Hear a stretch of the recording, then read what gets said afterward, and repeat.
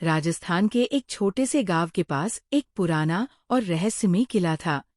लोग कहते थे कि उस किले में कोई नहीं जाता, और जो गया वो वापस नहीं आया।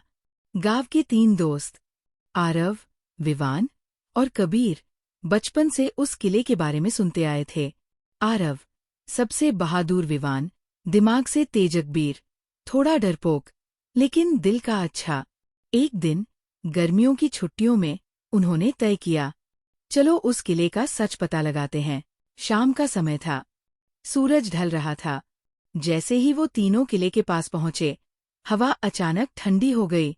किले का दरवाजा आधा टूटा हुआ था और अंदर से अजीब सी आवाजें आ रही थीं। कबीर बोला, मुझे अच्छा नहीं लग रहा, चलो वापस चलते हैं। आरव हंसकर बोला, डरपोक, अभी तो एडवेंचर शुरू हुआ है। और तीनों अंदर चले गए, और तीनों अंदर चले गए। अंदर घुसते ही अंधेरा। विवान ने टॉर्च निकाली। दीवारों पर अजीब निशान बने थे, जैसे कोई पुरानी भाषा। अचानक धड़ाम, पीछे का दरवाजा खुद ब खुद बंद हो गया। कबीर डर गया, ये क्या था? आरव, अब तो बाहर जाने का रास्ता भी बंद हो गया, हमें आगे ही बढ़ना होगा। जैसे ही वो आगे बढ़े, उन्हें लगा कोई उनके पीछे चल रहा है। ठक ठक ठक, तीनों रुक गए, आवाज भी रुक गई। विवान धीरे से बोला, ये किला खाली नहीं है। आगे उन्हें एक छोटा दरवाजा मिला, जिस पर एक पुरानी चाबी लगी हुई थी। आरव ने दरवाजा खोला। अंदर एक कमरा था, बीच में एक पुरानी डायरी रखी थी।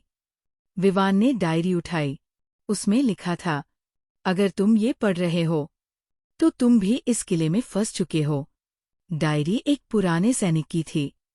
उसमें लिखा था, इस किले में एक छुपा खजाना है, लेकिन उस खजाने की रक्षा एक अदृश्य शक्ति करती है। जो भी लालच में आया, वो कभी वापस नहीं गया। कबीर डर गया, हमें खजाना नहीं चाहिए, बस बाहर निकलते हैं। लेकिन आरव की आंखों में चमक थी, खजाना मिलेगा तो जिंदगी बदल जाएगी।